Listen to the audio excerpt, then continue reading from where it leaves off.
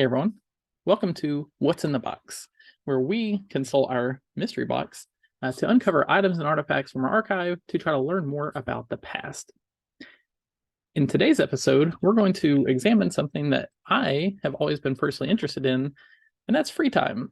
How do people spend their free time? How did people in the past spend their free time? And why is it important to look at that aspect of life?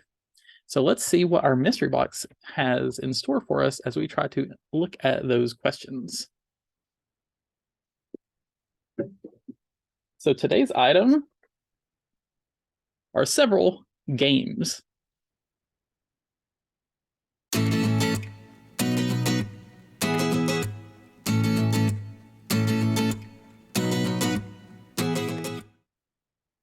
Okay, so we have some games here from the early 1900s.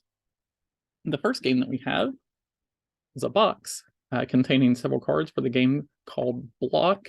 It came out in 1904, around 1904, 1905. As you can see, it has specialty cards, so it's not a regular card deck. It's a specialty card game with specific cards made precisely for this exact game. It also has a set of rules. But we also have another set of rules here, nicely protected, where you can see the full cover and the full rules. You can see it on the back as well. You could get it out and unfold and actually learn how to play this game. And that's very helpful because this game is not around any longer. So if you thought to yourself, I've never heard of this game, there's probably a good reason why. Now we also have another card game here from the early 1900s, Flinch. And this comes out around the same time as Block. It is advertised in Sears Roebuck catalogs by 1908. And it is another specialty card game. Now, this one went through different variations and continued longer into the 20th century. Much more successful than Block was. And then our last game here, it's not really a game box, it's just a box. But in it, there are cubes with letters, H-E-A-R-T-S, that are put in place to spell, you guessed it, the word hearts.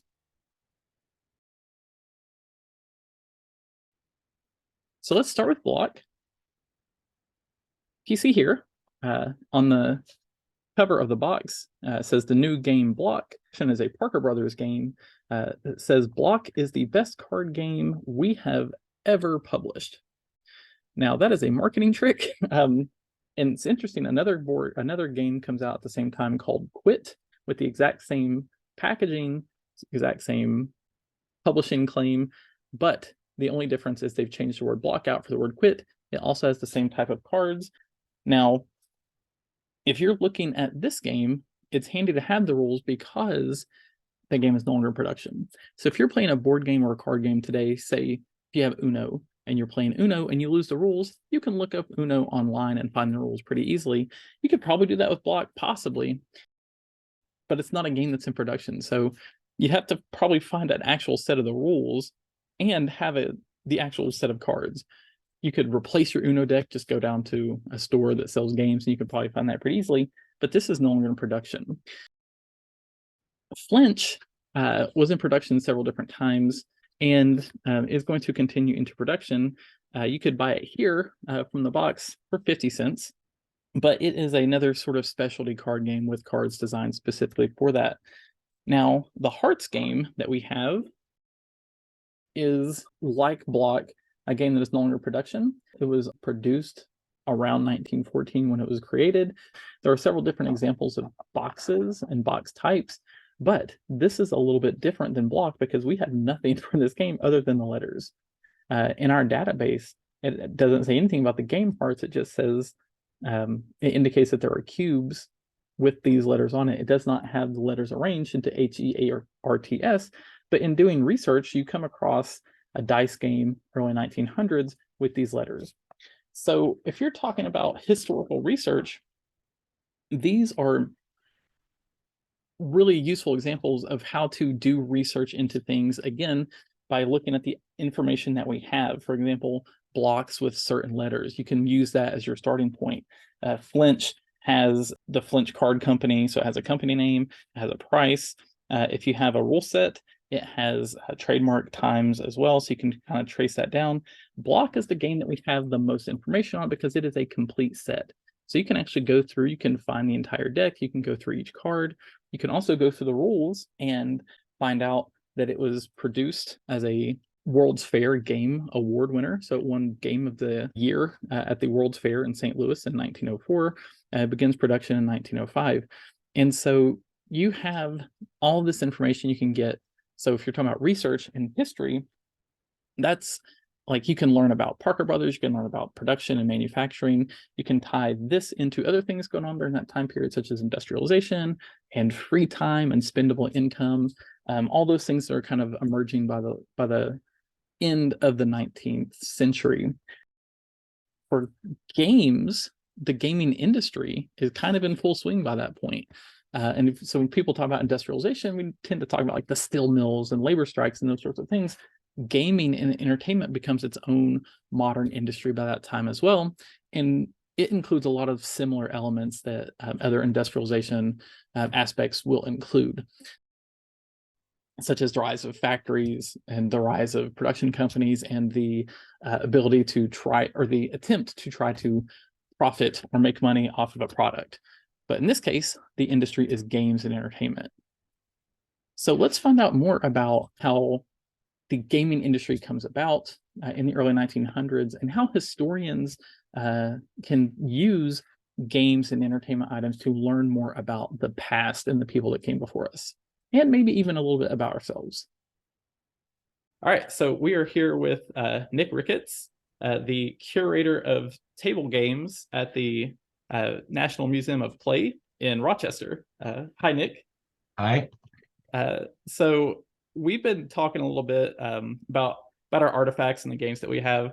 So I was wondering if you could give us sort of a brief look into how the gaming industry kind of came about in the late into the early 1900s.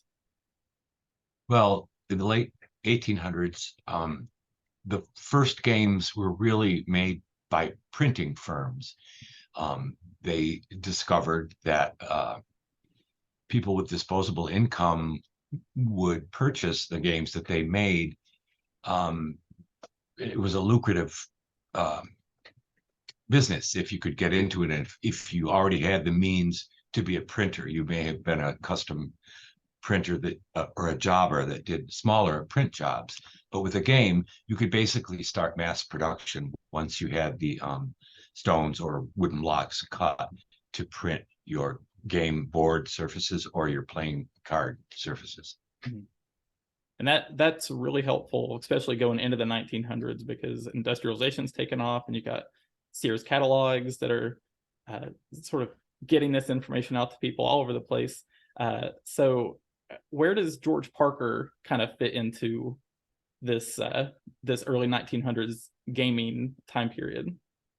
Well, I think George Parker liked games as a child, and he sort of had games back then, and this is the very early 20th century. George was a young man. There was a sort of puritanical bent. A lot of people didn't think of games as a good pastime. They rather thought you might be wasting your time. So a lot of games had a sort of morality overlay, and George didn't like that. He said games should just be fun, which was a great way of thinking about it. I mean, also he knew they could be educational, which they also were. They taught children to socialize, if nothing else.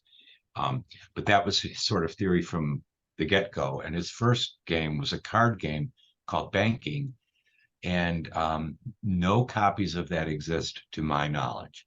But there are other early games by Parker that do exist.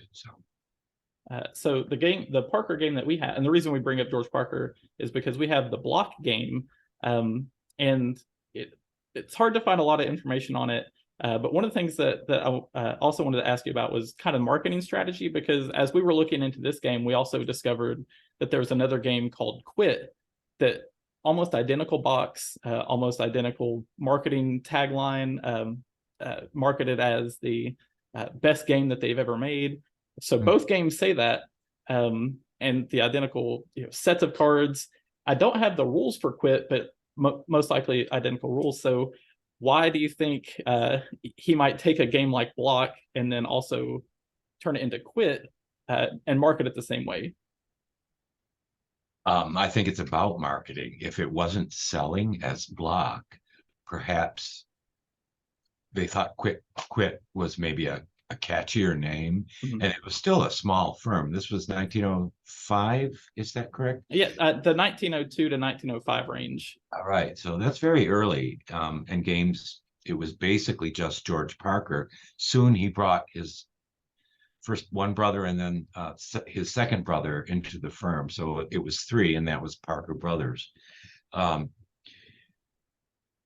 Another thing that seems to be true about the game Block is that in England, and Parker did start, had a sort of London office, and it may be that Quit was the standard English version of Block and perhaps sold better there under that name, and they brought it here. That's a possibility. But what it really does boil down to is marketing. And I think the reason we're not so sure is because there aren't many of them left, unlike some other early Parker games, because it didn't sell well, is my guess. Yeah. And it might sound cynical, but you know, as we were talking about it before we started here, kind of comes down to money, right? Like Parker's trying to make money. So it also ties into that first point you made. If you've got already a game made and you've got the blocks for it and you can print it, the easiest thing to do would be change the name first. And if that doesn't work, then maybe start over. So yeah. One more thing about Block and Quit is that they're not a standard deck of cards. I think that's another thing that George Parker was aware of, that those same morality, puritanical American views that might hold that games weren't necessarily that good. Definitely, people felt that way about European playing cards, because the cards that we use to this day are sort of a French design, which was very popular then too, especially in Europe. So I think Parker thought with a game like Block, there were no faces on the cards, they're basically numbers.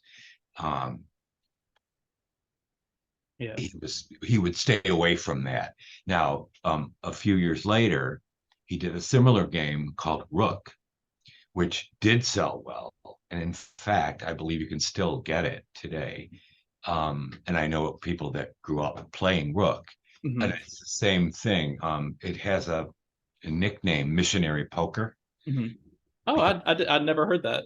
Yeah, because it was not that European deck that might have an overlay of gambling associated with it. Yeah. No, it was very safe to play Rook, and you could play poker with it without feeling guilty. Well, that's, we kind of mentioned that too. I grew up playing Rook, so it is neat to trace something that I grew up with in the late 90s, early 2000s, that's been around for so long, but Block didn't. And I've gone through, I've kind of looked through the rules for Block. I've laid the cards out because we have a full deck, and it would be a fun game to play. So maybe it can come back. Who knows? Yeah, maybe. I don't mean to push this fact so much, but it really is about marketing. It's about what George thought would sell, because he was in business to make money. Yeah. As people are. And the way things have come around now, they might look at this and say, "Oh, let's bring back some of our vintage games," and they might sell now. And so if Kickstarter would help fund something like that. Yeah, who knows? But so one last question. So you talk about like a game like Rook that's still around, and people today are familiar with it.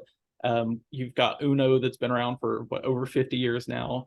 Some of these games make and they last for generations, but then you have games like Block that don't. But either way, what can you or a historian in general, I guess anyone in general, take from understanding the importance of games and understanding people, either in the past or the present? Well, it's one of the topics that we struggle with sometimes at the Museum of Play, struggle with or not. We like to talk about whether games and toys are influenced by what's going on in society at that point, in the larger society. I mean, certainly wars have created toys that last and that might now remind you of whatever war it was about. There's Civil War card decks that came out. There's a really famous one called the Union deck, which instead of kings and queens has goddesses of liberty and I think generals from Union Army. Yeah, I was actually just looking through. We have some early 1900s Sears catalogs, and I think they had a Union deck still for sale in the 1902 edition or 1908 edition, but also in the 1908 edition, you could get in the toys and games section a replica of the USS Maine battleship as a piggy bank, and it was marketed as "Remember the Maine." So culture definitely influences toys and games to some extent. A game like Uno was a proprietary version of a card game that was pretty old, Crazy Eights. Yeah. And it was fun. Everyone knew it was fun already. And Uno made it easier to play, a little bit easier to play, faster to play, and really fun. And it's got good packaging and bright colors, so easy to market. Yeah.